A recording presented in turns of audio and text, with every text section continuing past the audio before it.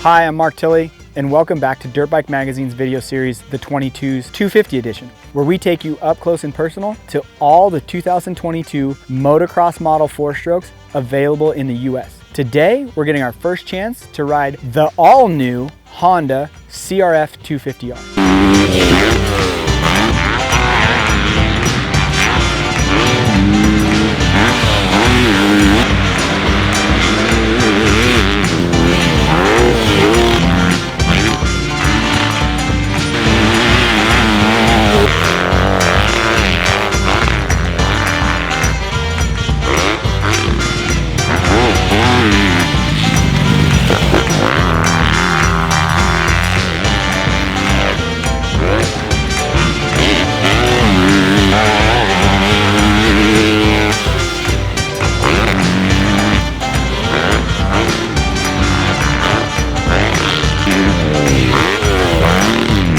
Now, when we say all new motorcycle, this year with the Honda, we really do mean all new motorcycle. All the updates that the 450 model got last year for Honda, they basically carried over onto the 250 model with the new frame, the new bodywork. Honda even gave this bike a brand new engine from the ground up. It's got different shifting ratios, different head, different intake. There's all kinds of different stuff. The dual exhaust is gone. They've gone back to the single-sided exhaust. Honda's theme this year for this motorcycle is lighter, faster, stronger. They're claiming a huge weight difference, somewhere around 8 pounds. Like we said before, the dual exhaust is gone, so there's definitely gonna be weight loss there. They're saying that it's gonna be faster and stronger. We're definitely gonna put all this stuff to the test. If you want all the in-depth specs on this brand new motorcycle, head over to dirtbikemagazine.com. We're not gonna talk anymore. We're at Mountain View MX Park in Oregon. We're gonna go ride this thing.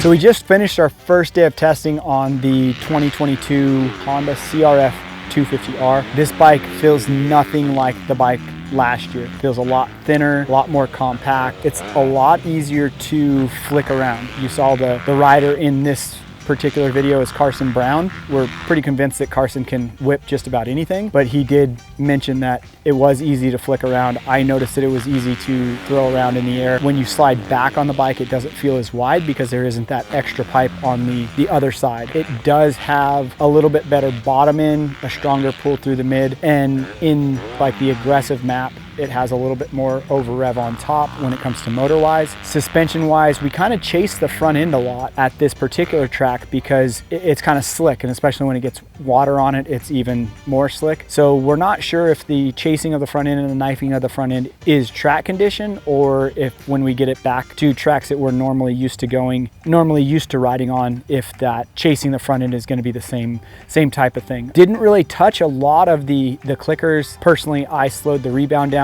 a little bit just to kind of get more of a dead feel all around. The other major change that I did would have been Honda on their triple clamp this year have 2 different bar positions. It essentially gives you 4 different areas that you can place your bar mounts in. So I moved them in the front bar mount position and then move the actual bar mount around. It gave me a little bit more room in the cockpit of the motorcycle. I was able to run the bars back a little bit more instead of running them forward in the actual settings, and it just kind of freed up the rider position for me to where if I wanted to have a little bit more roomier feel. Suspension wise, we did run it right around 105, 106 millimeters of sag in the rear, and that gave us a planted feel in the rear. With the brand new Pirelli tires, they're more of a soft terrain tire, a softer terrain tire, and we had with the dirt up here, they were kind of packing, so like in the front knobs, clogged up the knobs a little bit, and we're wondering if maybe that might be a little bit more of the front end chasing feeling that we were feeling. But overall, this motorcycle, it's only our first day of testing. Like I said, we had Carson Brown ride this bike. We had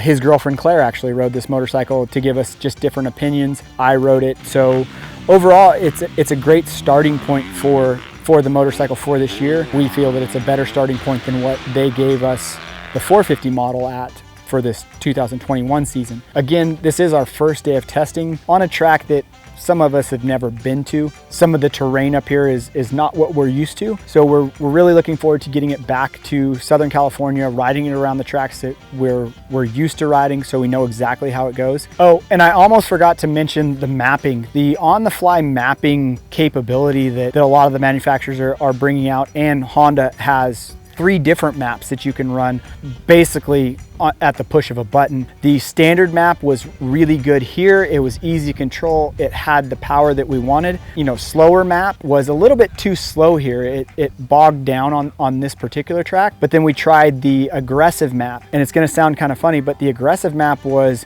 kind of hard to keep traction, especially on this track. Like you think a 250F, yeah, you can kind of just hold it wide open and go. But the difference between like the standard and the aggressive, and especially the mellower map and the aggressive map, huge difference. Like you could tell right away, and you had to kind of change your riding style a little bit. So we can't wait to get this down on tracks that we're familiar with, and we do have some other 250Fs already, so we're going to put those head to head.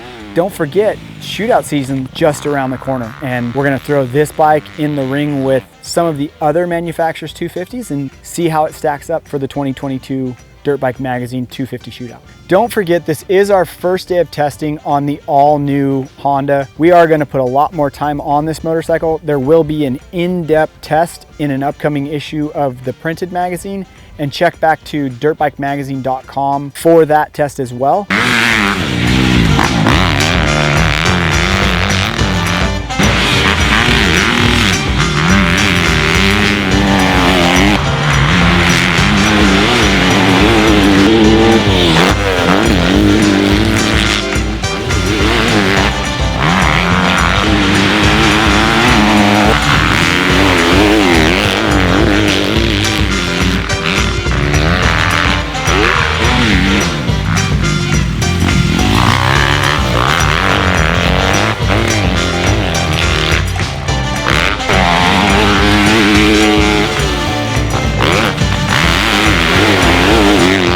Don't forget to hit that subscribe button to stay up to date with all of our latest video releases. If you got a little bit more time on your hands, hit the video thumbnails now to check out some of the other 2022 models that we've tested.